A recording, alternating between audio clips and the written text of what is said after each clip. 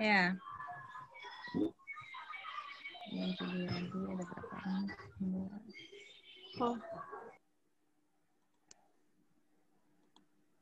Buka di mana kendala makan waktu dua. Ada yang mau baca? Fauzi Ridallah. Anta? Hafizta? Insyaallah Ustazah. تفضل اقرأ نستمع جماعة. أعوذ بالله من الشيطان الرجيم. بسم الله الرحمن الرحيم. ألف لام ميم. تنزيل الكتاب لا ريب فيه من رب العالمين. أم يقولون افتراه بل هو الحق من ربك لتنذر قوما ما آتاهم من نذير من قبلك لعلهم يهتدون. الله الذي خلق السماوات والأرض وما بينهما في ستة أيام ثم استوى على العرش. ما لكم من دونه من ولي ولا شفيع أفلا تتذكرون. يدبر الأمر من السماء إلى الأرض ثم يعرج إليه في يوم كان مقداره 1000 سنة مما تعدون. ذلك عالم الغيب والشهادة العزيز الرحيم الذي أحسن كل شيء خلقه وبدأ خلق الإنسان من طين ثم جعل نسله من سلالة من ماء مهين ثم سواه ونفخ فيه من روحه وجعل لكم السمع والأبصار والأفئدة قليلا ما تشكرون. وقالوا أإذا ضللنا في الأرض أإنا لفي خلق جديد بل هم بلقاء ربهم كافرون. قل يتوفاكم ملك الموت الذي وكل بكم ثم إلى ربكم ترجعون.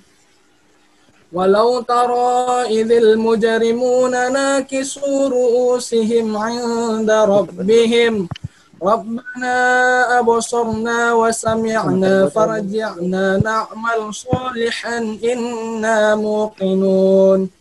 ولو شئنا لآتينا كل نفس هداها ولكن حق القول مني لأملأن جهنم من الجنة والناس أجمعين.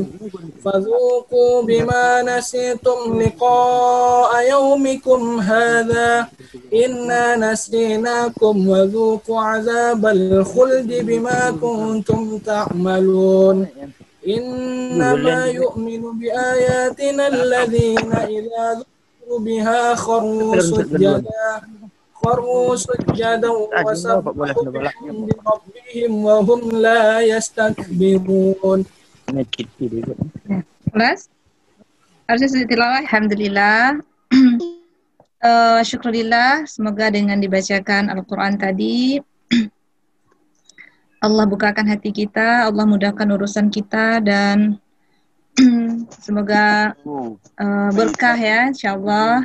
Tidak hanya dalam kuliah kita, tapi juga urusan duniawiyah wal ukhrawiyah insyaallah. Amin ya rabbal alamin. Langsung kita masuk ke materi saja ya. Jadi untuk di Zoom kita masuk langsung ke materi. Nanti kalau ada hal-hal yang masih perlu kita bahas, boleh kita lanjutkan via WA atau di Classroom. Tapi karena materi kita agak panjang, sementara waktu kita juga kasih, ini kita mulai saja ya. Materi kita hari ini adalah mengenai al-usus an-nafsiyah lil manhaj. Ya, al-usus an-nafsiyati lil manhaj. Atau apa artinya? Dasar diri dan Dasar dalam pengembangan kurikulum. Sebelumnya kita sudah membahas di pertemuan-pertemuan sebelumnya bahwa kurikulum kalau kurikulum sebenarnya sudah ada ya, kurikulum 2013 dan seterusnya itu sudah jelas. Tapi kita bisa mengembangkan kurikulum. Jadi sebagai guru, dia bisa mengembangkan kurikulum. Nah, untuk mengembangkan kurikulum, itu ada hal-hal yang diperhatikan. Apakah itu dari segi pendidikannya, dari segi psikologis peserta didik, dari segi sosial, di semuanya. Di mengembangkan kurikulum itu ada dasar-dasar prinsip yang harus diperhatikan. Sebelumnya mengenai dasar pendidikan itu belum selesai, belum jadi Ustazah kirimkan videonya ya, insya Allah itu nanti itu yang jelas materinya kita akan tetap kita lanjutkan. Dan untuk kali ini kita akan membahas dasar pengembangan kurikulum dilihat dari aspek apa? Aspek apa itu? An-nafsiyah. Mana nafsiyah? Diri sendiri. Diri sendiri Psikologi atau kejiwaan, Ustazah. Oh, dari segi kejiwaan. Ya, sebenarnya kalau mau membahas lebih lanjut, ya dari segi psikologis. Psikologis. Ya. Al-usus an-nafsiyah lil manhaj. Ya, dasar psikologis dalam kurikulum. Ya, an-nafsiyah itu artinya kejiwaan, nanti sudah menjadi ilmu. Jadi ada namanya nanti kalau belajar psikologi perkembangan, ada psikologi belajar. Psikologi itu banyak lagi cabang-cabangnya. Nah, kalau digabungkan dengan pembelajaran bahasa, ada namanya psikologis bahasa atau ilmu bahasa digabungkan dari segi psikologi. Sudah belajar belum? Belum, nanti di semester 6 insya Allah ada belajar psikolinguistik. Pernah dengar? Nah, itu nanti kajiannya digabungkan lagi. Nah, sekarang kita bahas secara apa saja hal-hal yang berkaitan dengan psikologis yang menjadi patokan dalam mengembangkan kurikulum. Ya, jadi kalau berkaitan dengan psikologis, nanti kita akan membahas ini. Yang akan kita bahas ini, ya. An-numul al-insani, ini yang kita bahas, ada beberapa, coba perhatikan di silabusnya. Ada beberapa bahasan. Pertama, pertumbuhan manusia. Bagaimana karakteristik setiap pertumbuhan manusia, karena setiap orang ini perkembangannya nggak sama. Ya, anak balita dengan usia yang sudah uzur, itu nggak sama perkembangannya, dan tuntutan dan pembelajarannya juga nggak sama. Makanya khatibun nas biqadri uqulihim itu memang betul ya, disesuaikan dengan perkembangan ideologi, perkembangan fisiknya, perkembangan pikiran dan seterusnya. Dan yang kedua nanti belajar at-ta'allum al-insani, bagaimana manusia itu belajar. Ada beberapa istilah-istilah yang berkaitan dengan pembelajaran. Nanti kita bahas. Ada juga apa saja teorinya dalam belajar itu ya, kemudian mengenai motivasi dan pembelajaran. Karena motivasi itu berkaitan dengan kejiwaan seseorang. Apa motivasinya belajar bahasa Arab? Ya, tidak sama ya, yang di lokal ini saja. Ya, yang di lokal ini pasti motivasinya untuk belajar pengembangan kurikulum berbeda-beda. Ya, ada yang karena mata kuliah ya. Ada yang karena ingin bertemu dengan ustazah, teman-teman semua ya. Kalau via Zoom misalnya ya. Nah, makanya itu nanti tergantung niat lagi ya. Itu namanya dawafiyah. Dawafiyah itu motivasi, dan motivasi yang ustazah berikan itu nggak akan sama dengan motivasi yang muncul dari diri sendiri. Nah, itu namanya motivasi yang kita bahas nanti, apa itu motivasi, kemudian bagaimana motivasi yang terakhir, kita motivasi muslim belajar bahasa Arab. Nah, kita masuk materi yang pertama. Ini Widiansyah. Ahlan. Jadi asalnya untuk semuanya, tolong di-unmute sendiri dulu ya, nggak ustazah yang unmute-nya. Unmute sendiri saja dulu biar nggak mengganggu suara-suara bisik-bisik di belakang. Ya, kita pelajaran pertama. An-numu, ini bacanya an-numu al-insani khasa'isuhu matalibuh. Ya, jadi perkembangan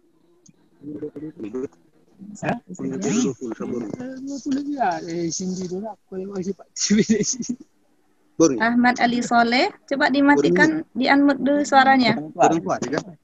Ya. Khasa'isun namu. Ya. Jadi ada beberapa poin-poin ya dalam membelajar perkembangan manusia itu. An-natju wa ta'allum amilani mutasyabikani fi amaliyatin numu. Jadi dalam proses pertumbuhan perkembangan seseorang itu, la yastati'ul insan ta'allumu syai'in lam yakun musta'idan lahu. Jadi orang nggak akan bisa belajar kalau dia sendiri nggak mempersiapkan. Ya. Jadi yang kedua, An-numu amaliyatun mustamiratun mutadarrijah. Di perkembangan dan pertumbuhan manusia itu proses yang berkesinambungan, ya, apakah itu nanti perubahan dari segi kami, ya, dari segi kualitas, kuantitas, dari segi usia, dawi al-wazifi. Coba saja lihat nanti perkembangan kita dari anak-anak sampai dewasa, nanti sampai tua itu akan terus berkesinambungan. Makanya dalam proses belajar, ada mustawanya juga ya. Jadi mulai dari mubtadi, mutawasid sampai dengan nanti mutaqaddim. Yang ketiga, an-numu al-insani yasiru fi marahil. Jadi perkembangan manusia itu nanti ada fase-fasenya. Likulli marhalatin simatuha. Jadi masing-masing fase itu ada karakteristiknya, ada tanda-tandanya. Jadi nanti ini fase masa anak-anak, perkembangannya ya sampai segini balita. Bagaimana prosesnya? Proses belajarnya. Kalau dalam psikolinguistik nanti bagaimana proses pemeliharaan bahasanya? Apakah mungkin anak kecil langsung belajar menulis? Apakah bisa langsung anak kecil untuk disuruh berbahasa? Tidak. Makanya ada fase-fasenya itu masing-masing punya karakteristik. Ya, yanmul fardu numuwan dakhiliyan kulliyan wa yata'atharu numuhu bil dzuruf dakhiliyah wal kharijiyah. Dan seseorang itu dia punya perkembangannya itu nanti ada faktor yang akan mempengaruhinya baik dari segi intrinsik ya, dari dalam dirinya ataupun dari faktor dari luar. Ini perkembangan seseorang itu akan berbeda-beda, tergantung faktor yang pengaruhnya. Ya. Kemudian ada amaliyatul muaqqadah, jami'u mazahiri mutadakhilat tadakhulan wasiqan, mutarabita. Masih ada 2 orang yang mau masuk. Arifan Al-Fadil sebentar, Desi Haraha.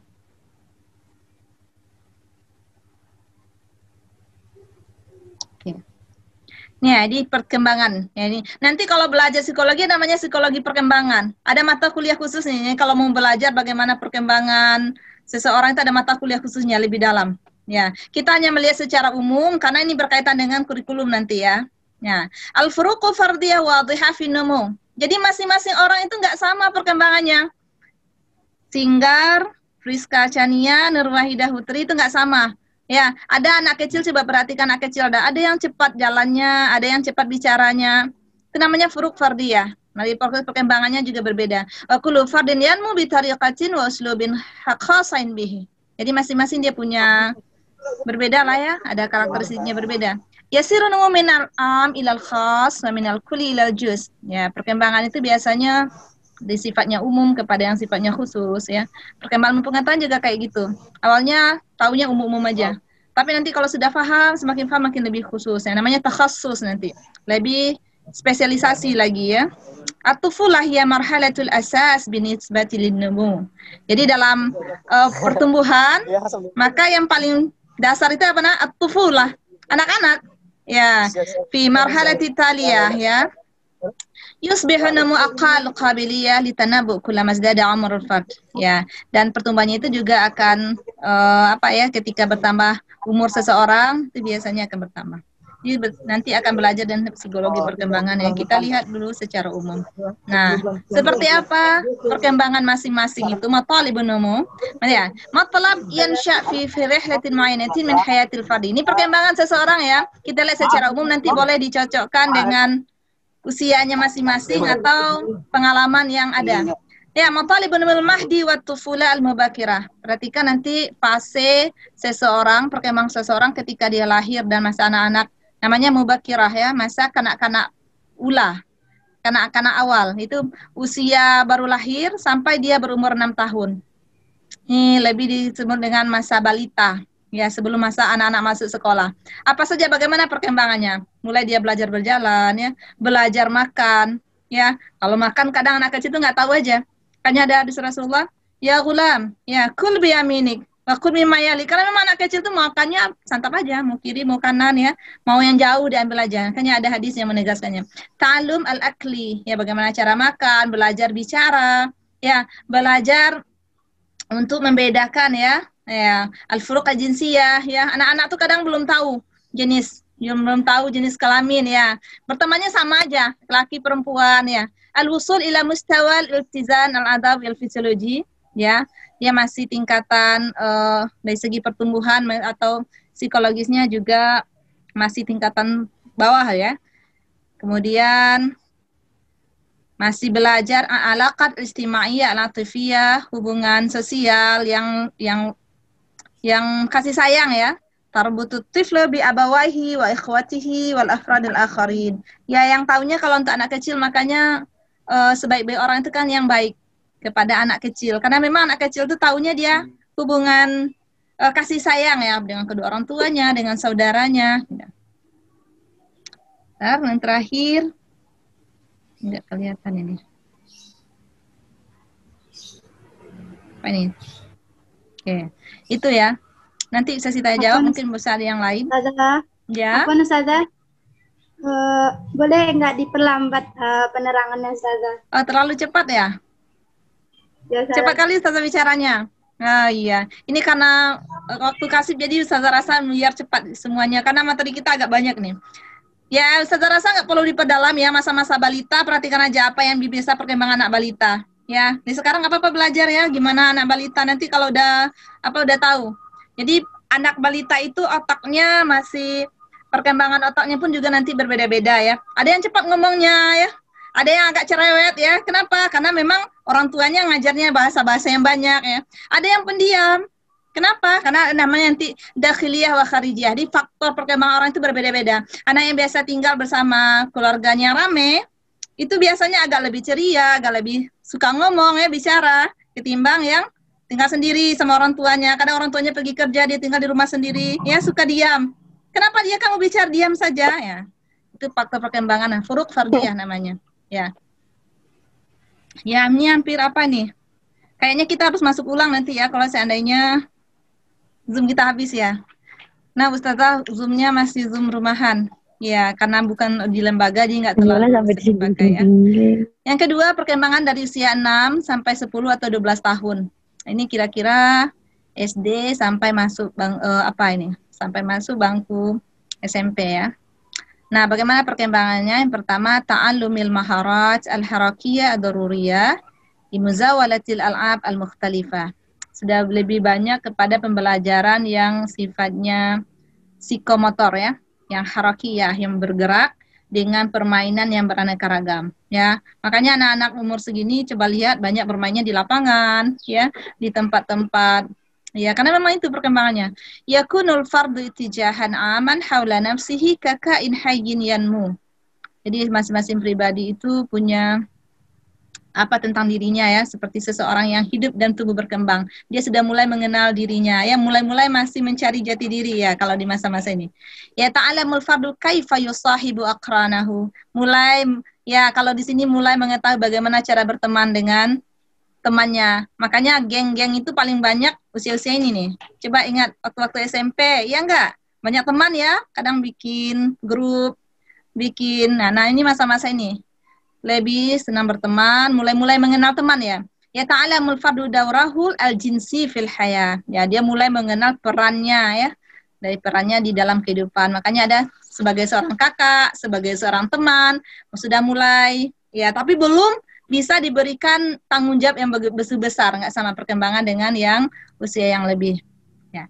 Kemudian yang kelima, ta'allumil maharat ar-ra'isiyah lil qira'ah wal kitabah wal hisab. Nah, ini sudah mulai punya skill, punya kemampuan dasar ya, seperti membaca, kitabah wal hisab, menulis, kemudian matematika. Sudah bisa. Di usia SMP disamakannya banyak yang sudah mulai ikut-ikutin lomba sains ya. Lomba yang lain-lain karena mereka sudah bisa itu. Takwinul mafahim wal mudrakat al khassa bil hayah al yaumiyah ya. Sudah mulai kenal lah dengan kehidupan mereka sehari-hari ya. Daily activity, mulai dari bangun tidur sampai tidur lagi ya. Kemudian takwinul dhamir wal qaimul khalqiyah wal ma'ayir as-sulukiyah. Ya, mulai bentuk ad-dhamir itu ya. Qaim, nilai-nilai kehidupan ya, nilai-nilai akhlak, adab ya.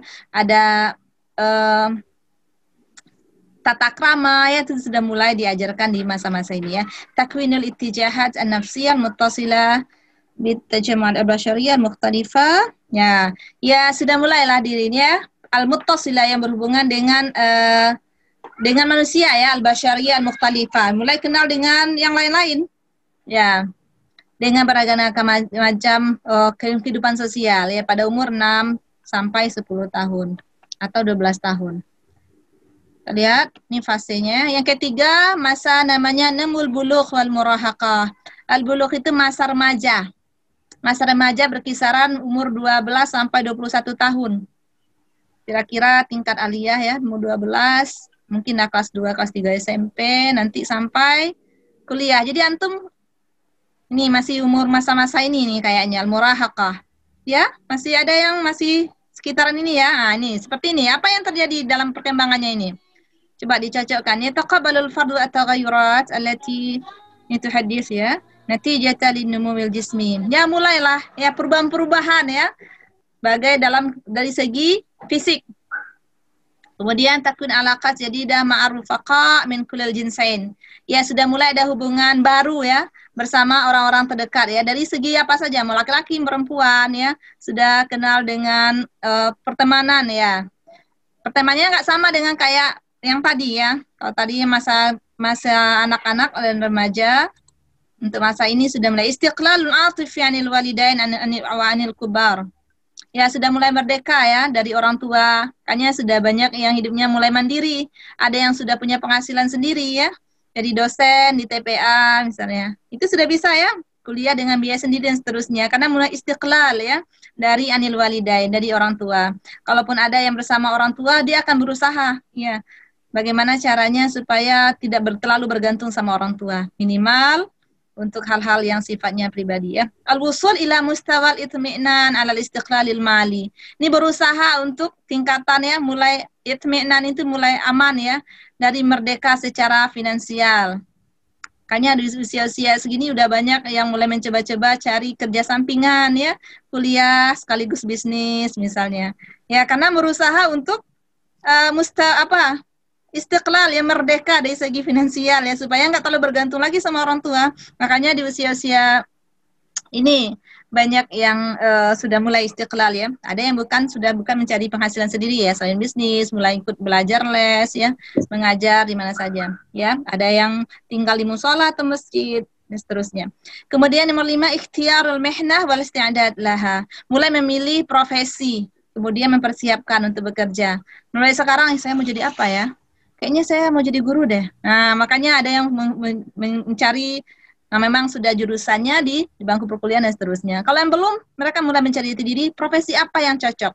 Ya, makanya di profesi ini mulai yang fokus mereka di profesi ini banyak yang di umur 21 dan seterusnya, mereka sukses di usia muda ya. Takwinul maharat wal mafahim al-aqliyah. Ini apa ini Ustazah? Tinggal ini. Al-aqliyah daruriyah lil muwatanah salihah. Ya, mulai punya skill, punya kemampuan, pemahaman secara intelek ya. Lil muwatanah salihah, bagaimana untuk negara yang lebih maju. Makanya anak-anak yang masa ini bangku-bangku kuliahan sudah bisa untuk demonstrasi ya, sudah bisa ya karena berpikir bagaimana negara ini maju. Nah, ini masa-masa ini sudah ada pemahaman secara intelektualnya ya. Tuqbil mas'uliyah al-istima'iyah, sudah mulai menerima tanggung jawab sosial.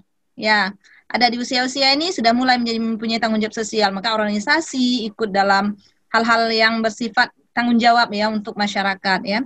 Ada di usia-usia ini nih, ada KKN ya, ada hal seterusnya. Kemudian isti'dad lizawaj wa takwin haya ailiyah. Nah, ini dia persiapan untuk menikah ya dan kehidupan keluarga.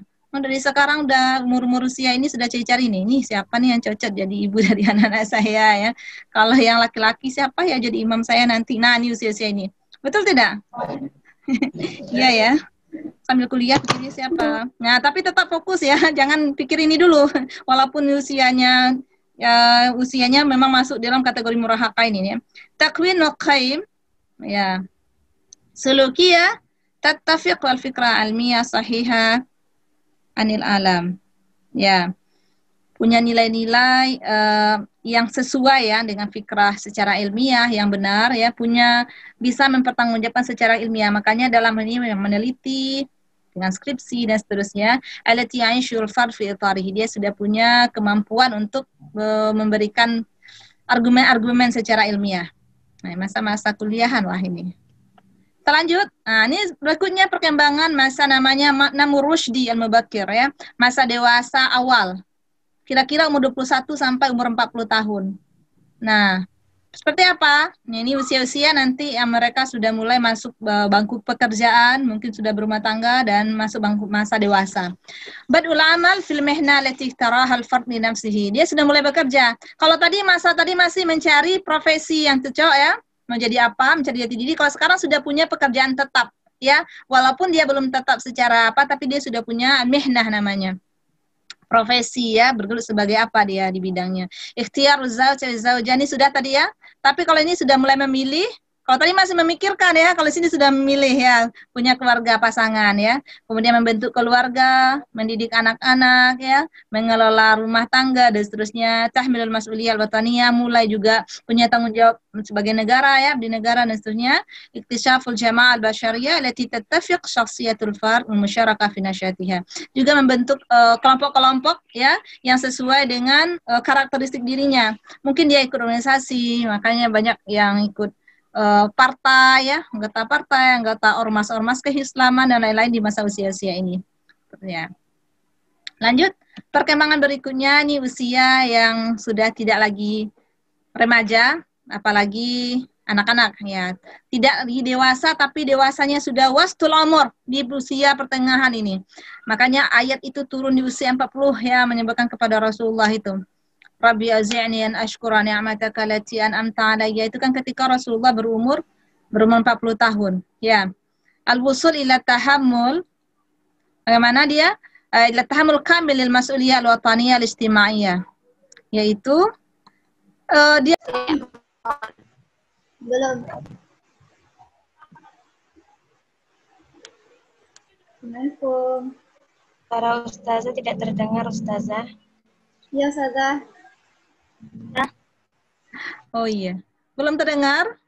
Sudah? Sudah. Alhamdulillah. Ustazah. Sudah ya, syukran sudah Ustazah. diingat.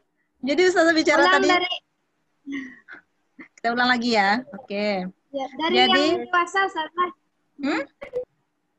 Dari mana? Yang dewasa umur Dari yang dewasa. 40 sampai Umur 40. Dari umur 40 ya? 21 sampai Umur 21 tadi sudah. Jadi usia 21 sampai 20 tahun itu masa dewasa, mulai dari membentuk keluarga tadi ya, membina anak-anak dan seterusnya. Nanti masa-masa itu. Kalau usia ini masa 40 sampai 60 tahun itu masa yang ya al-wusul ila tahammul al-kamilil mas'uliyah al-wataniyah al-ijtimaiyah. Masa-masa inilah masa kepemimpinan. Nah, makanya Rasulullah umur 40 tahun diangkat menjadi rasul.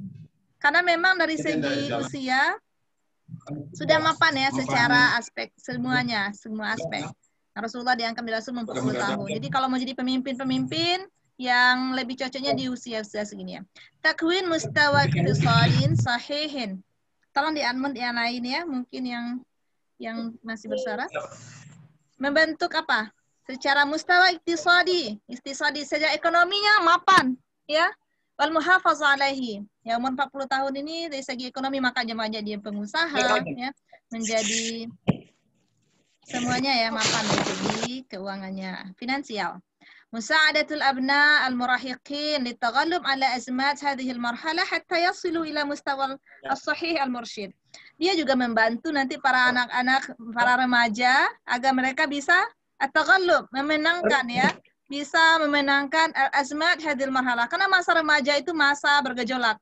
Makanya banyak yang tidak bisa memenangkan dirinya di masa-masa remaja. Nah, orang-orang yang usia 40 sampai 60 tahun ini yang nanti akan mendidik membimbing mereka. Hanya jadi paman, jadi mama, jadi kemenakannya. Nah, ayah sebagai ayah atau orang tua, dia didik anak-anaknya agar ila mustawal sahih al-mursyid, bisa menjadi ya remaja yang bagus ya. Takwin wa tanmiyatil hiwayat al-munasibah li hadhil marhalah minal hayah. Ya, dia sudah mengembangkan ya. Dia cuma mengembangkan hobi yang sesuai ya. Ya, al-hiwayah itu artinya hobi ya. Usia-usia ini ya hobi-hobinya yang sesuai. Ada yang kemudian hobinya olahraga mulai yang sudah walaupun sudah dewasa dia kembali membentuk ya, mengembangkan ya hobi-hobi yang sesuai ya.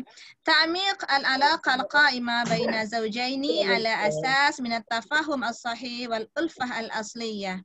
Jadi hubungan antara suami istri ya, maksudnya itu dalam keluarganya itu sudah mulai tafahum as-sahih, sudah masuk kepada fase tafahum ya, saling memahami, saling menerima kekurangan ya, nggak ada faktor cinta seperti anak muda ya. Jadi sudah al-ulfa al-asliyah ya, kasih sayang tuh murni. Coba lihat orang yang bisa dilihat ya, sampai kakek nenek masih setia ya, nggak sama kayak anak-anak muda ya, lama pacaran ya, nikahnya dengan yang lain ya. Tapi kalau sudah usia segini ya 60 sampai 40 tahun memang benar-benar mencari yang ya tafahum namanya ya, tafahum, saling paham, al-ulfah, saling kasih sayang al-asliyah yang benar-benar tanpa embel-embel ya, tanpa embel-embel ya, menerima bukan apa adanya ya, menerima apa adanya, bukan karena apa adanya dia ya. Tuqbil at-taghayyurat al-jismiyah ya, menerima perubahan-perubahan juga secara fisik ya, sudah mulai berubah fisik ya. Kalau awalnya waktu masih remaja ya, remaja kekar ya, cantik ya, tapi mulai masa-masa segini sudah mulai berkurang ya. Segi fi hadil mahram minal umur wa takif laha. Kemudian yang ketujuh, tuqbil al-aba wa syuyukh ya, sudah menjadi aba, sudah menjadi bahasa Minang ya, aba itu apa? Bapak-bapak ya, sudah menjadi syuyukh, sudah mulai tua, wa muamalatahum muamalah thayyibah ya. Kalau bertemu dengan orang-orang seperti ini, usia segini sudah dengan muamalah dengan mereka muamalah yang baik ya. Karena sudah mulai masuk ila ardalil umur kalau dalam bahasa apa ya? Yang sudah mulai tua dia. Nah, ini yang paling ardal umur kali ya. Nemu asyuyukhah. Ini tadi baru masuk fase asyuyukh. Sekarang ini masa-masa syuyukh. Syuyukh itu adalah masa-masa pensiun ya, yang tidak lagi dituntut untuk bekerja seperti masa-masa di usia 30-an. Ya, usia 21 tadi. Ya, dari umur 60 sampai ila nihayatil umur. Kalau dalam Al-Qur'an apa? Summa yuradu ila ardalil umur la ya'lamu ba'da ilmin syai'an ya. Kembali lagi masa-masa ini seperti masanya anak-anak ya. Ya, at-takyib binisbati lidha'fil jismi ya, mulai tubuhnya sudah mulai lemah ya. Kalau dalam apanya sudah mulai tua ya, mulai renta. Kemudian at-takyib binisbati lil ihala 'alal ma'ashi, mulai ya dari penghidupan ya, naqsud dakhli syahri ya, sudah mulai berkurang omsetnya bulanan ya, nggak sama ya kayak orang yang, apalagi sekarang ada undang-undang yang bekerja itu kalau nggak bekerja nggak dapat duit, nggak ada lagi berdasarkan nggak ada lagi pesangon. Nah, di usia-usia segini lagi mereka, mungkin bagi yang mereka bekerja pada masa muda mereka akan menerima pensiunan ya, tapi tidak lagi naksudnya berkurang ya dari segi pemasukannya. Ya, syahri ya, sebulanan ya. Karena memang tenaganya berkurang, waktunya untuk bekerja juga tidak banyak ya. Takhif lil mat az-zawjah ya, mungkin masa-masa ini juga takayuf ya, sudah mulai beban ada ya, meninggal pasangannya yang tadi hidup bersama, mungkin tidak lagi ya pasangannya, apakah itu istrinya atau suaminya. Kemudian tanmiyah ya, tumbuh ta'mik al-alaqat istimaiyah al-qaimah bainal aqran. Ya, di masa-masa ini juga semakin dalam ya hubungan dengan karib kerabatnya ya, karena sudah banyak keluarganya, keluarga besar, biasanya sudah menjadi kakek nenek ya, punya cucu, punya keponakan, punya dan seterusnya, mereka akan dikunjungi dan al-alaqat istimaiyahnya lebih ta'miq ya, lebih dalam ya. Tuqbilu al-wajibat al-wataniyah istimaiyah, masih menerima tanggung jawab dari segi negara dan sosial. Makanya seperti wakil presiden kita ya saat ini kan masih menerima tanggung jawab ya negara ya, karena masih sanggup ya dari segi, mungkin dari segi fisik berkurang, tapi dari segi intelektual mungkin ya merasa masih sanggup. Tahayah al-jawil munasib lil haya as-salihah di hadasin. Ya, mulai mencari-cari yang kehidupan yang lebih nyaman ya, mungkin lebih banyak memperbanyak ibadah, memperbanyak hal-hal yang kira-kira mendekatkan takarub kepada Allah. Mungkin ini ya, jadi kita lihat tadi dari segi psikologis bagaimana perkembangan seseorang dari masa tua sampai dia nanti dewasa. Sekarang kita masuk, kalau tadi an-numu al-insani, pertumbuhan manusia, sekarang bagaimana manusia itu belajar.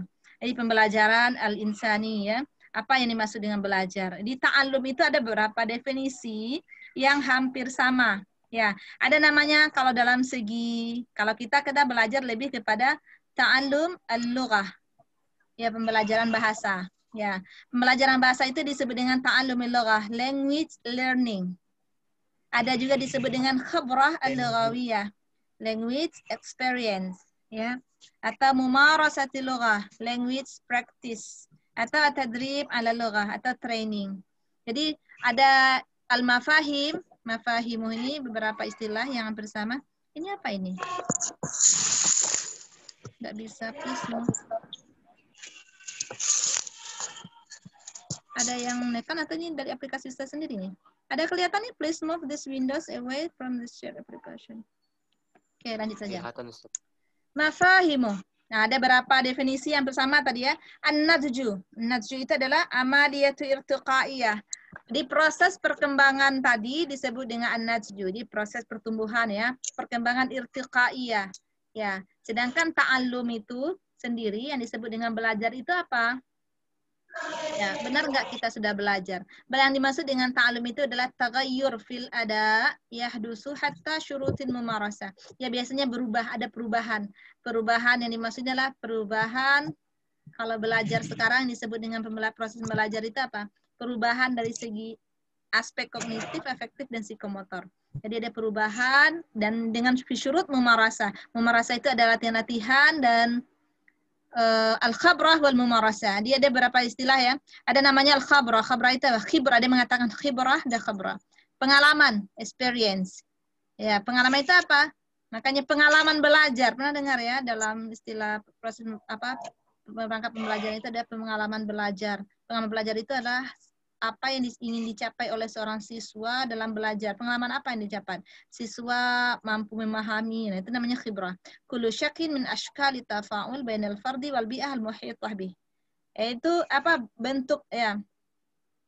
Apa ya proses yang didapatkan oleh seseorang ketika dia bersama dengan lingkungannya. Ya. Kemudian disebut dengan mumarasah. Ada mumarasah lughah ya, mumarasah itu adalah tikrar hudus nafsi istijabah fi mawaqif mukhtalifah. Jadi mumarasah itu adalah latihan-latihan yang dilakukan berulang-ulang, namanya mumarasah. Apa beda dengan tadrib? Kalau mumarasah itu latihannya mungkin fi mawaqif mukhtalifah ya, mungkin aspeknya berbagai macam, berbagai dari berbagai segi ya, latihan-latihan ya. Mungkin ini mumarasah lughawiyah itu kan bisa dalam bentuk muhadasah ya, dalam bentuk hiwar, dalam bentuk apa namanya? Mumarasah lughah itu pernah antum sekarang ada mata kuliah mumarasah lughah ya? Latihan-latihan. Apa beda dengan tadrib? Kalau tadrib itu hanya tu'arad al-fardhu li mauqif au majmu'ah minal mawaqif. Bedakan nanti mumarasah dengan tadrib. Kalau mumarasah itu fi mawaqif mukhtalifah. Sedangkan tadrib itu adalah fi mauqif, satu aspek saja. Jadi latihan bahasa, misalnya sekarang latihan kalam saja. Itu namanya tadrib, ya. Latihan-latihan terus dari segi satu aspek. Atau majmu'ah minal mawaqif, atau semua aspek itu dikumpulkan jadi satu, tapi nggak banyak seperti mukhtalifah, seperti mumarasah. Allati yatalaqa fiha tawjihan muntaziman yuhdafu taghyir suluk. Jadi memang tujuannya memang perubahan nanti, perubahan suluk, ya. Dari segi aspek al-ma'rifi, ma'rifi itu disebut dengan kognitif, yang kemarin ya, bahasan kemarin. Kemudian suluk wijdani, afektif, dan suluk al-haraki, psikomotor. Nah, perubahan itu seperti apa? Ada mutaghayyir dalam pembelajaran ya. Yang ingin perubahan yang ada dalam pembelajaran itu ada dua. Dalam buku Marja' fi Ta'lim al-Lughah Arabiyyah itu ada mutaghayyir khassah bi amaliyati ta'lim. Ya, perubahan itu memang dalam proses pembelajaran. Ya, yang kedua khassah bi talib. Perubahan itu terjadi pada diri siswa atau mahasiswa. Ini kita lihat perubahan itu dalam ta'allum al-lughah tsaniyah. Kita belajar bahasa kedua, bahasa asing. Seperti kita belajar bahasa Arab, ya. Perubahannya bagaimana? Aspek faktor apa yang disebut dengan pembelajaran itu dengan benar. Saya perhatikan ini ada gambar bagan yang saya buat. Min hadzal ras yattadhihu anna al-mutaghayyirat al-kharijiyah. Ada aspek perubahan dari luar. Ini luar namanya ini, aspek luar. Apa itu furus ta'allum? Ada waktu ya, ada fursah kesempatan untuk belajar, ada kafaatul arad, juga ada ini faktor eksternal ya, faktor eksternal ya. Sementara jika digabungkan dengan faktor internal, hasil pembelajaran itu akan lebih bagus. Apa itu aspek internal? Dzakaul am, aspek dari segi IQ-nya, dari segi kecerdasan. Kemudian isti'dad ya, persiapan, kemudian ada fi'iyah, ada motivasi. Nah, jadi kalau digabungkan faktor motivasi ini kharijiyah dan faktor dakhiliyah, maka pembelajaran ini akan lebih bagus. Ya, kita lihat seperti ini, pembelajaran bahasa Arab yang sama-sama mahasiswa belajar bahasa Arab, ya, tapi motivasinya berbeda atau faktor yang mempengaruhinya berbeda, maka hasilnya tidak akan sama. Ya, ada motivasinya memang benar-benar dafi'iyahnya dakhiliyah dari dalam, itu akan lebih menghasilkan pembelajarannya yang lebih sukses. Ya, kita lanjutkan. Nanti boleh kita lanjutkan sesi tanya jawab ya. Kemudian yang ketiga ada namanya ta'alum al-insani nazariyatu wa khasa'is. Apa saja teori-teori yang ada dalam belajar? Ini teori belajar ya. Pertama, inna ayya naw'in min anwa'i suluk alladhi yaqumu bihil fard yansha' min tafa'ul amilaini.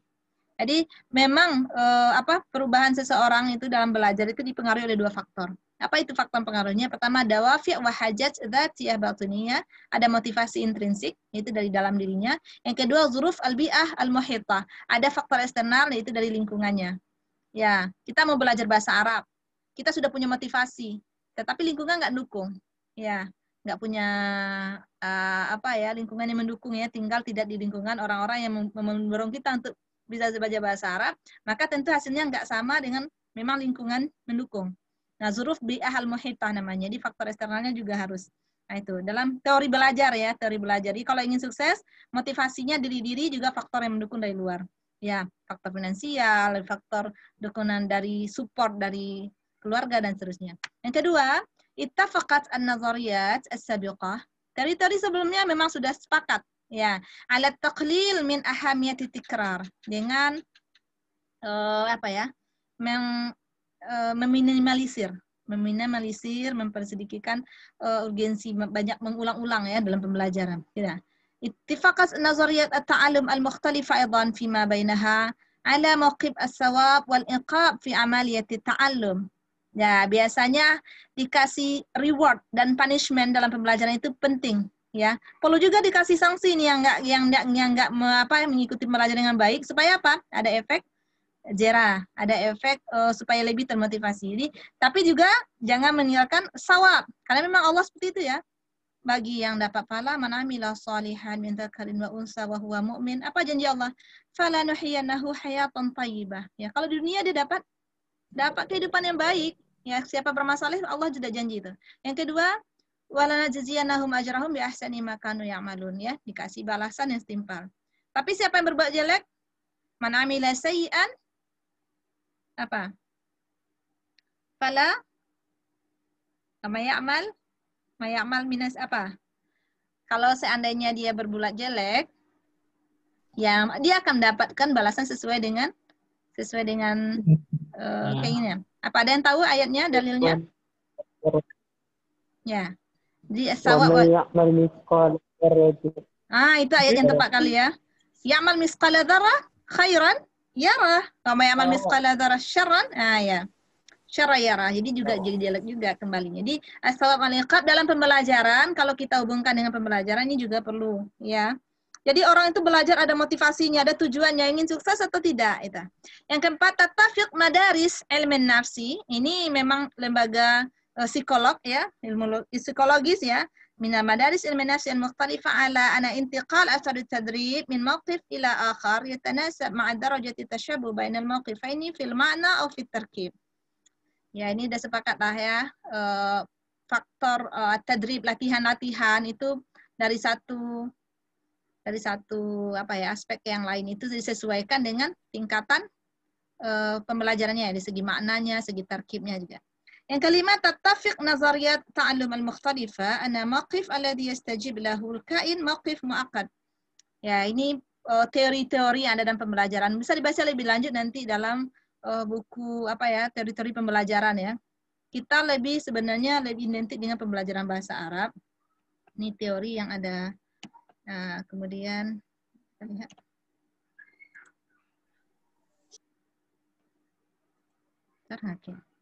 Khasais ta'allum al-asasiyah. Ini ada beberapa karakteristik ya dalam pembelajaran yang perlu kita tahu.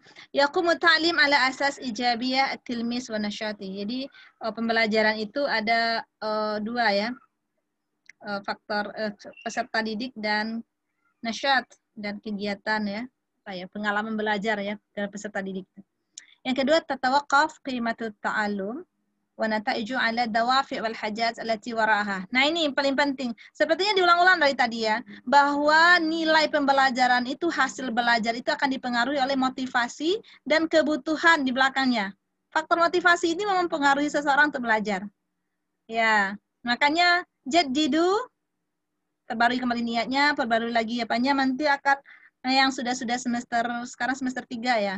Biasanya kalau semester 3 itu masih agak-agak belum fokus. Apa motivasi saya belajar? Ya, kenapa harus kuliah lama-lama misalnya? Ini masih ada keraguan-keraguan karena faktor perkembangannya tadi. Faktor perkembangan tadi umur berapa tadi? Sampai umur 21 tahun itu masih mencari jati diri. Mau jadi apa ya saya nanti? Pekerjaan apa yang cocok untuk saya? Ini masih mencari. Nah, makanya harus ada faktor motivasi yang mendorong.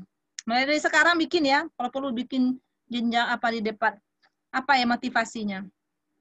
Saya harus bisa, saya harus tamat sesuai dengan target. Nah, biasanya orang yang punya motivasi, punya target-target dan tujuan yang jelas, dia akan hasilnya juga akan lebih jelas ya. Efektif dan efisien. Maka dalam tujuan pembelajaran itu kenapa harus perlu ada tujuan dan pembelajaran? Supaya proses belajar mengajarnya lebih efektif dan efisien. Guru perlu mempersiapkan metode yang tepat, materi yang tepat, tapi karena tujuannya jelas, ya waktunya lebih singkat, jelas, medianya, sasarannya jelas. Sama kayak antum, kalau ingin berhasil dalam pembelajaran, mulai sekarang motivasinya harus itu. Jelas, jadi tujuannya jelas sih sekarang. Bikin di bukunya ya, kalau perlu memo ya, apa sih target-targetnya 1 tahun ini. Udah 4 tahun kuliah, ya punya target 2 juz Al-Quran misalnya kan, menjelang kompre minimal 2 juz ya, syarat dari jurusan. Ya, kalau nggak punya target, nggak punya motivasi di dalam, udah kayak gitu aja. Kenapa Ustazah sarankan hafalan minimal ada surat 30 juz, berarti setiap minggu ada 2 ayat. Nah, itu motivasinya dari luar, tapi nggak akan sama nanti motivasi dari luar dengan motivasi diri sendiri. Saya menghafal bukan karena Ustazah. Saya menghafal bukan karena ingin dapat nilai yang bagus, tapi saya menghafal lillah. Karena ketika saya sudah menghafal Quran, saya akan memudahkan saya menghafal ilmu-ilmu yang lain misalnya. Nah, itu motivasinya akan berbeda. Sehingga nggak 30 ayat selama 5 kali sekali pertemuan, mungkin sudah hafal 1 juz atau bahkan 30 juz insya Allah. Makanya perbagi lagi motivasinya ya. Yang ketiga, inna wasifatil muallim taqtasir ala tahayyu'az zuruf al-munasibah amama kulli tilmis likay ya'lam nafsa aw yata'allam. Jadi sebenarnya fungsi guru itu apa? Hanya memotivasi siswa peserta didiknya supaya dia apa? Ya'lam nafsa, supaya dia tahu kalau bahasanya tahu diri ya, supaya dia kenal dengan dirinya, kemudian supaya dia belajar. Guru itu kan hanya motivasi. Ustazah hanya memotivasi antum, tapi nggak berhak untuk merubah. Makanya motivasi diri. Jadi hanya berkisar untuk likay ya'lam nafsah, karena dalam apa katanya? Man arafa nafsah, faqad arafa rabbah. Orang yang kenal dirinya, dia kenal akan Tuhannya. Nah, jadi guru hanya sekedar membimbing, menegaskan ya, atau agar dia belajar. Nah, yang keempat, yang bagi ayabda ta'allum bi mawaqil fardhi wa la yatajahal khibratahu sabiqah. Jadi harus pembelajaran itu harus dimulai dari diri. Nah, ini karena ini teori-teori belajar tadi ya. At-ta'allum amaliyatun kuliah. Belajar itu sifatnya kuliah, sama seperti belajar itu kuliah. Kuliah itu apa artinya kuliah? Kuliah. Ya, sifatnya umum, mencakup ya. At-ta'allum yu'addi ila ta'dil as-suluk. Ya, belajar itu nanti akan memberikan apa? Ta'dil as-suluk. As-suluk itu ya keadilan ya dalam berperilaku dan seterusnya. Inna afdala ta'allum ma yusiru tafkir wa ya'mal ala tanmiyatil qudrat al-ibtikariyah. Jadi pembelajaran yang benar itu adalah mempengaruhi pikiran, dia amalkan ya sesuai dengan kemampuannya, dengan kreativitas. Jadi itu belajar yang benar itu tidak hanya pembelajaran, kemudian dia berkreasi dengan itu. At-ta'allum yatawaqqaf ala isti'adat al-fardiyah. Nah, belajar itu harus ada persiapan diri. Kalau belajar, nggak punya persiapan, sama dengan nggak belajar. Sama kayak kita mau pergi ke sawah, nggak bawa cangkul, nggak ada alat, ngapain? Melihat pemandangan. Antum kalau mau belajar, persiapkan. Ya, kalau disuruh kasih tugas, dikasih materi dan seterusnya, itu istiadat namanya. Tapi kalau nggak ada, hadir ketika Zoom, nggak bawa buku, nggak mencatat, mendengarkan juga rada-rada ya. Ya itu sama nggak belajar, nggak ada perubahan namanya. Karena yang belajar itu apa? Taghyir as-suluk ya, perubahan dari awalnya nggak tahu jadi tahu ya, perubahan sikap, perubahan tingkah laku ya. Kalau sama saja berarti belum belajar. Ya, yang 9, yang bagi ayustahdaful muta'allim tahqiq ahdaf tarbawiyah wadhihah salimah. Ini yang paling penting. Peserta didik itu harus tahu tujuan dia. Ya, tahqiq ahdaf bagaimana cara merealisasikan tujuan pendidikan tadi. Makanya kalau guru bikin capaian pembelajaran, di silabus kan sudah ada ya, mahasiswa mampu memahami ini. Ya, jadi baca lagi silabusnya, apa targetnya kita dalam pembelajaran. Yang ke-10, at-ta'limul jayyid, yatatalabu itqan maharat min janibil muallimin ya. Ya, harus ada keahlian dari segi faktor gurunya juga ya. Jadi akan mempengaruhi nanti siswa. Karena ada sebuah teori mengatakan at-tariq tariqah ahammu minal madah. Apa artinya itu? Metode itu penting daripada materi. Ya. At-tariqah ahammu minal madah. Metode itu penting daripada materi. Makanya materi yang banyak tapi metodenya nggak tepat, siswa nggak paham. Tapi ada lagi yang lebih penting. Al-muallim ahammu minat tariqah. Guru itu lebih penting daripada metode itu sendiri. Karena kalau guru sudah ada akan lebih paham. Coba ya, apa yang sudah terangkan langsung mungkin akan lebih paham ketika Ustazah cuma bagikan tadi dalam bentuk PDF-nya. Ya. Tapi ada yang lebih penting lagi. Ruhul muallim ahammu minal muallim. Ya, itu jadi harus antum pahami ya. Tariqah ahammu minal madah. Metode penting daripada materi. Walakinal muallim ahammu minat tariqah, tapi guru lebih penting daripada metode sendiri. Walakinal ruhul muallim ahammu minal muallim. Tapi teladan dari seorang guru itu lebih penting ketimbang guru itu sendiri. Jadi kalau gurunya nggak bisa mengasih ruh itu apa? Energi ya, ruh itu teladan, ruh itu. Nah, itu lebih penting daripada guru sendiri. Karena kalau guru tidak mempunyai teladan, didik tidak akan membawakan perubahan juga kepada peserta didiknya. Oke, kita lanjutkan. Ini yang terakhir ya. Ada dawafi. Dawafi itu adalah motivasi. Motivasi ini memang belajar dalam ilmu psikologi, dalam belajar nanti ini pengaruhnya nanti motivasi. Makanya siswa mampu ya, motivasi. Jadi dalam pembelajaran dalam kurikulum, pengembangan kurikulum ini motivasi ini penting ya. Dilihat di faktor psikologis. Ada dawafi. Apa itu ini masih dengan motivasi? Quwwatun nafsiyah ya, dakhiliyah. Kekuatan yang ada di dalam diri seseorang ya. Ini hampir habis lagi. Insyaallah nanti kalau habis kita lanjutkan di apa saja ya. Tuharrikul insan lil itsyan bisulukin muayyanin li tahqiq hadaf muhaddad. Yang menggerakkan seseorang untuk mencapai tujuan. Jadi motivasi itu ya. Ini definisi secara apanya kita sudah tahu. Motivasi itu adalah sesuatu yang muncul dari dalam, bukan dari luar. Bagaimanapun orang tua motivasi kita, bagaimanapun guru motivasi kita, tapi tidak ada quwwah nafsiyah dakhiliyah dari dalam dirinya, itu tidak akan bisa. Makanya kekuatan itu muncul dari dalam. Coba lihat telur itu pecah ketika menjadi ayam ya karena memang pecah dari dalam. Tapi kalau dipecahkan dari luar, ya pecah, nggak jadi ayam dia. Nah, sama kayak dia kekuatan kita berasal dari dalam. Makanya kalau dari sekarang Ustazah bilang motivasi diri untuk terus berbuat baik, untuk terus memperbaiki diri dari dalam ya. Kemudian bagaimana caranya mengembangkan motivasi itu? Pertama, wa'yutullah bil ahdaf. Ini bagi seorang guru ya. Kenalkan siswa dengan tujuan.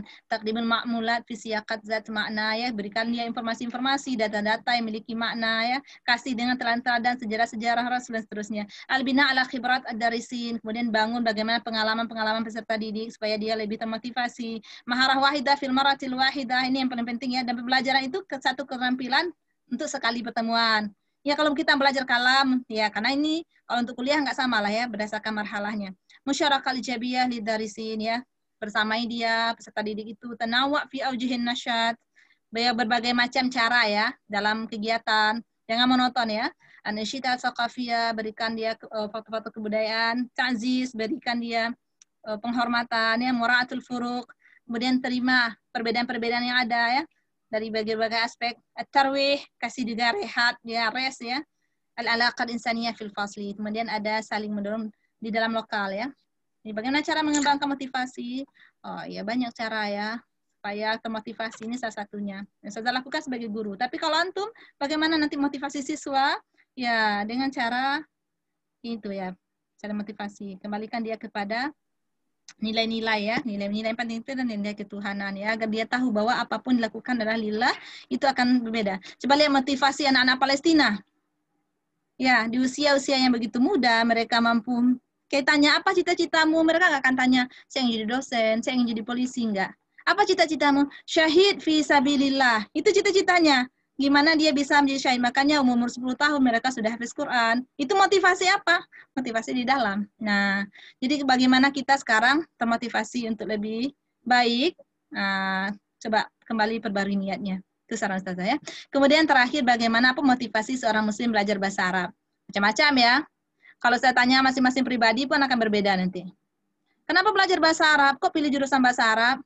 Iya ya, karena bahasa Arab ini sekarang lagi ngetren, ya misalnya ya. Karena menjadi bahasa kedua dunia. Karena bahasa Arab macam-macam ya. Tapi ada motivasi itu, ada namanya motivasi yang al-qawiyah, yang paling kuat ya. Biasanya apa? Ar-rughbah fi dirasatid din al-islami ini.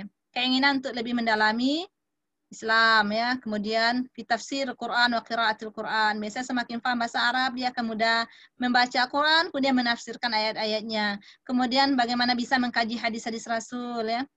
Ya, yang jelas ini banyak macam orang motivasinya, tapi kalau kita belajar cukup satu aja, sebagaimana kata Umar Ibn Khattab. Apa?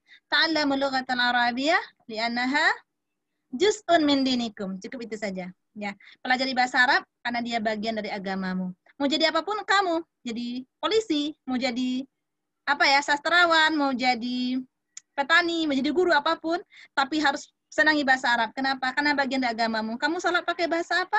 Bahasa Arab. Baca Al-Quran pakai bahasa apa? Bahasa Arab. Nah itu ya, dimotivasi seorang muslim belajar bahasa Arab. Ini menjadi bekal untuk antum nanti yang mengajar-ngajar di TPA, yang akan PL nanti mengajar bagaimana caranya motivasi peserta didiknya untuk menyenangi bahasa Arab.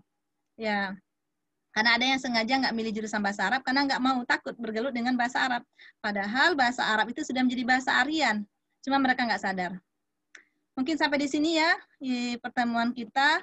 Silakan kalau masih ada waktu kita boleh bertanya dan diskusi.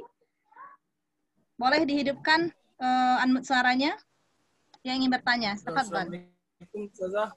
Ya. Izin bertanya Ustazah. Iya, siapa itu? Bentar. Fauzi. Ustazah, masalah apa Ustazah? Kan di dalam apa namanya Ustazah? Perkembangan sosial itu kan ada namanya di mana suatu perkembangan pertumbuhan perkembangannya itu lebih dominan dibandingkan pertumbuhan tubuhnya Ustazah gitu. Jadi kedewasaannya itu lebih dominan, lebih cepat berkembang daripada pertumbuhan jasmaninya Ustazah. Kalau kejadian kayak gitu tuh Ustazah, gimana nanti kita menerapkan pembelajaran apa yang bagus bagi dia gitu Ustazah? Apakah kita mengikuti perkembangannya yang lebih dulu gitu, atau di usianya kita tetapkan pelajarannya kayak gini ya? Gimana Ustazah? Oke, syukran. Mungkin kita jawab saja dulu ya, nanti takut habis waktu untuk bertanya yang lain. Oke, pertanyaannya bagus. Ada ya, kalau tadi kan dibatasi ya, usia ini namanya marhalah balita, ini remaja, ini dewasa. Tapi ada orang dewasa sebelum waktunya, ada nggak? Ada, usianya masih 13 tahun, ini daerah-daerah pedesaan ya, tapi dia sudah menikah, dia sudah punya tanggung jawab keluarga, misalnya. Itu cara pikirnya harus membuat dia menyesuaikan diri dengan lingkungannya, dengan kedewasaan. Ya, secara umum nanti gurunya bagaimana cara pembelajaran, ya itu kalau dibandingkan dengan buku sekolah, teori-teori sekolah mungkin nggak masuk. Karena mungkin dia lebih dari segi pengalaman, ya alam tak aman jadi guru misalnya ya, dari segi pepatahnya ya. Maka kehidupan nanti akan mengajarnya. Sama kayak kita, kalau ingin belajar jangan tidak hanya di bangku sekolah. Pengalaman membuat seseorang akan berbeda dari segi kedewasaan. Tua itu pasti, dewasa itu pilihan. Kan ada ya semacam apa yang mengatakan, ya dari segi usia mungkin dia tua, tapi untuk dari segi dewasa itu pilihan. Jadi nggak semua orang yang bisa dewasa dari segi cara berpikir dan seterusnya. Bagaimana cara kita ya, sesuaikanlah dengan kalau dia memang sudah dewasa dari segi diajarkan di bawah seperti apa adanya dia. Kalau dia sudah tua ya kembali ke ardal umur ya, dibawa lagi ke bagaimana cara memperlakukan orang tua, bagaimana dengan anak-anak. Ya, kalau dari segi pembelajaran di sekolah, ya memang dari berbagai usul. Maka namanya nanti ada al-furuq al-fardiyah. Bagaimana kita sebagai guru? Nah, itu tadi mura'ah al-furuq al-fardiyah. tetap kita jaga itu. Karena orang itu berbeda. Segi usia berbeda, latar belakangnya berbeda. Bagi guru cuma menyampaikan, membimbing dan seterusnya, nanti hasilnya ya kita serahkan. Kita serahkan kepada pribadi masing-masing ya. Biar takdir nanti yang berkata ya, ada orang yang biasa-biasa saja, baru, tapi ya takdirnya ya. Ada namakan dari takdir itu juga hasil usaha ya, nggak hanya takdir mubram, ada namanya ya qadarullah ya, tapi tetap ada hasil usaha manusia di sana. Sunatullah itu kan yang rajin belajar, dia pintar. Itu sunatullah sebenarnya. Yang dia bisa, dia mampu. Kalau dari segi kedewasaan dan seterusnya, ya dewasa karena ada beban-beban yang lain yang dia harus pikul. Dan itu membuat dia dewasa. Itu juga pembelajaran. Oke, masih ada sepertinya? Time-nya sudah berjalan. Oke, ada yang lagi yang bertanya? Kita besok masuk faktor sosial lagi. Ingin bertanya saja. Ya, siapa? Singgar saja. Singgar, tafadhol. Pertanyaan saya mungkin melenceng dari materi saja. Iya. Tadi Ya, kita kalau berbicara melenceng ya. berbicara tentang zaman sekarang kan saja banyak orang-orang bencong. Yang Singgar tanyakan, ini faktor dari mana sebenarnya saja? Ini faktor lingkungan atau faktor dari mana? Afwan, Ustazah kurang jelas. Banyak orang apa tadi? Orang-orang yang bencong saja. Oh, bencong. Ya, gitu. Apa faktor penyebabnya? Iya. Iya saja. Ya. Ini faktor lingkungan atau faktor kita yang gitu saja? Iya. Sebenarnya kalau faktor itu manusia Allah ciptakan dua saja. Laki-laki, perempuan, siang, malam. Tapi ada yang campuran ya. Pagi dia laki-laki, malamnya berubah jadi perempuan. Nah, ini faktor apa? Ya, ini faktor sebenarnya al-bi'ah, al-muhitah bih ya. Faktor lingkungan. Ada orang yang memang faktor lingkungannya menyebabkan dia menjadi seperti itu. Ya, ada memang al-khunsa. Kalau yang punya dua jenis kelamin itu kan namanya khunsa. Tapi kalau laki-laki, tulen, ya, dengan ada fisiknya secara laki-laki, itu kalau ada sifat-sifat kewanitaan kepada dia, itu perlu orang tua dan lingkungan harus mengarahkannya untuk menjadi laki-laki sejati. Tata pernah mendengar ya, ada yang bahkan itu tuh karena ada faktor lain. Ya, faktor lainnya apa? Ini Afan ini di luar apa namanya lebih diperindah. LGBT, ya itu namanya sekarang ya, diperindah tapi efeknya nauzubillah. Ya, dan bahkan sekarang yang hal-hal seperti ini perlu Ustaz sampaikan di lokal ya, karena faktornya ini penyakit menular. Ya, ada orang yang awalnya baik-baik saja masuk di dalam, mereka punya grup khusus ya, punya grup khusus, mereka bahkan menyatakan dirinya untuk kemerdekaan ya, persamaan dan seterusnya. Nah, ini perlu kita waspadai. Karena banyak orang-orang yang terkategori baik kemudian masuk ke dalam lingkungan ini. Kalau tadi siapa? Singgar tadi bertanya hanya masalah bencong ya. Kalau bencong mungkin bisa kita apakan dengan profesi atau dari segi fisik. Sekarang ada yang memang benar-benar dia laki-laki tetapi suka kepada laki-laki. Nah, secara psikologis itu salah ya, atau sebaliknya, perempuan suka kepada perempuan. Faktornya macam-macam. Ada faktor macam-macam ya, ada broken home, ada broken heart, ada macam-macam. Nah, ini yang akan Ustazah tegaskan sekarang. Kalau antum lihat, ya ini bahasa-bahasanya kalau mereka bilang itu namanya generasi apa namanya itu ya, pelangi kata mereka ya. Mereka bahkan dengan bangga menampakkan identitas dirinya. Bahkan kalau untuk satu slogan merek produk itu nyata-nyata mendukung. Itu ya, dunia, nggak hanya di Indonesia, tapi dunia. Contohnya faktor ini Ustazah sebutkan karena ini dalam lingkungan kita ya. Seperti yang kemarin jelas-jelas ya mengapakan faktor Unilever yang mendukung LGBT. Bahkan di negara tertentu itu sah untuk kawin sejenis. Ya, mereka nanti akan berubah menjadi bencong, satu menempatkan dirinya sebagai perempuan, yang satu sebagai laki-laki. Nah, ini kesaksian. Jadi kesaksian ini Ustazah berbagi cerita yang Ustazah lihat. Gini, jadi faktor itu yang jelas di balik semua itu siapa dalangnya? Coba saya tanya. Tahu nggak siapa dalang di balik semua itu? Kenapa seseorang mau berubah jadi bencong? Ada nggak yang bisa menjawab? Coba. Tidak ada. Nggak ada. Ada. Siapa itu yang suka mempengaruhi manusia supaya melanggar kodratnya sebagai manusia? Siapa? Orang-orang barat. Orang barat? Ustazah. Hah? Ini Ustazah. Siapa? Syaitan. Nah, itu dia jawabannya. Jadi kalau ada yang bertemu orang-orang seperti itu, bagaimana caranya? Baca ayat Al-Quran. Ya, mungkin mereka nggak semuanya percaya Al-Quran. Ya, Al-Quran. kenalkan dia kembali kepada Tuhannya. Ya, jadi orang-orang tersebut banyak yang bahkan saya dengar banyak di lingkungan pesantren bahkan mereka. Ya, karena biasa berteman sama-sama sejenis, ujung-ujungnya nanti suka. Ya, tidak lagi menerima yang berlawanan jenis. Ya, laki-laki sama laki-laki, perempuan sama perempuan ya. Tapi itu wajar selama masih dalam batas wajar. Tapi kalau sudah tidak wajar, maka ini yang bersangkutan apa? Setan ya, dibutakan oleh cinta ya, cintanya tapi tidak benar. Jadi Ustazah ini berbagi cerita saja. Ustazah melihat ada orang seperti itu dan dia mempunyai profesi nauzubillah min dzalik, dia seorang laki-laki yang menjadi bencong ya, sebutkan singgar tadi ya. Tapi dia melayani banyak lelaki, Masya Allah ya, nauzubillah ya, subhanallah nauzubillah. Melayani banyak laki-laki.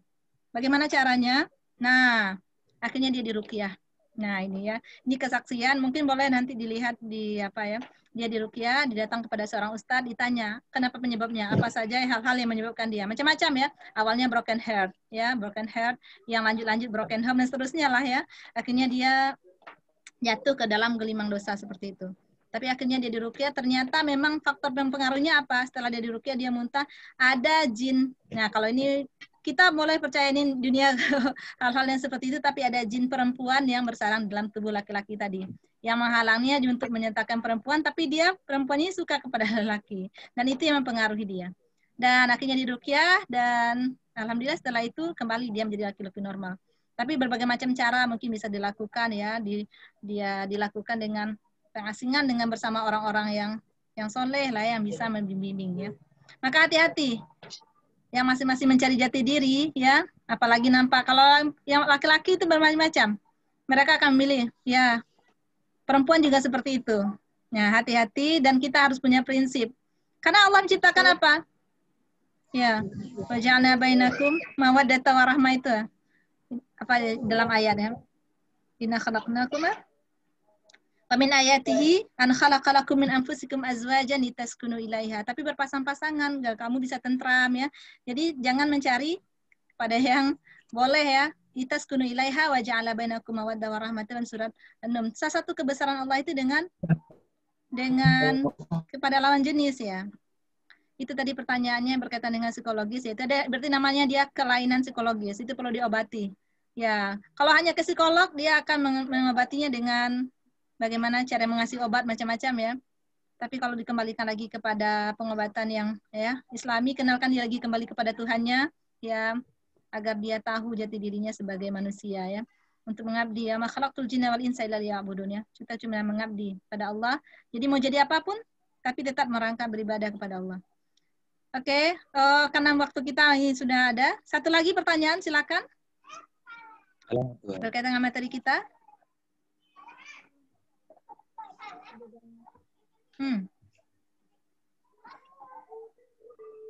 Aidullah, siapa ini?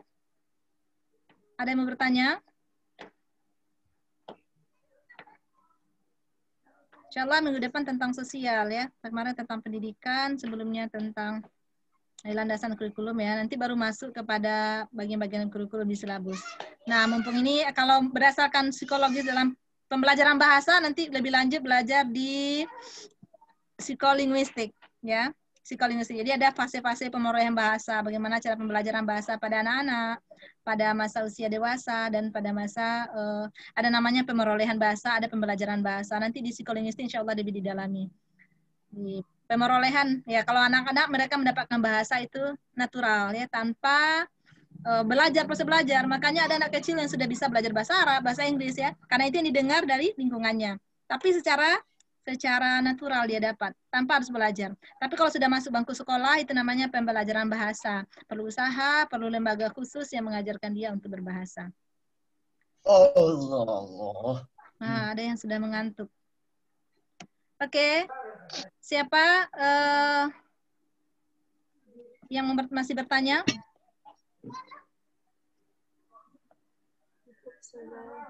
Tidak ada? Kelas? Khalas Ustazah. Oh, kelas, oke.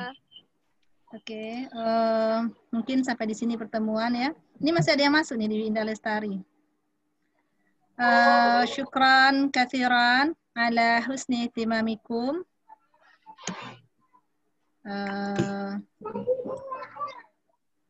Allah.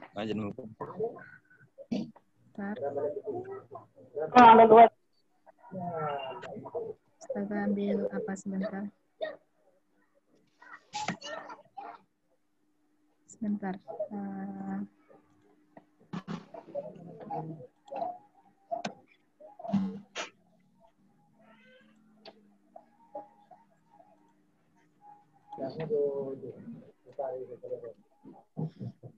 Ya.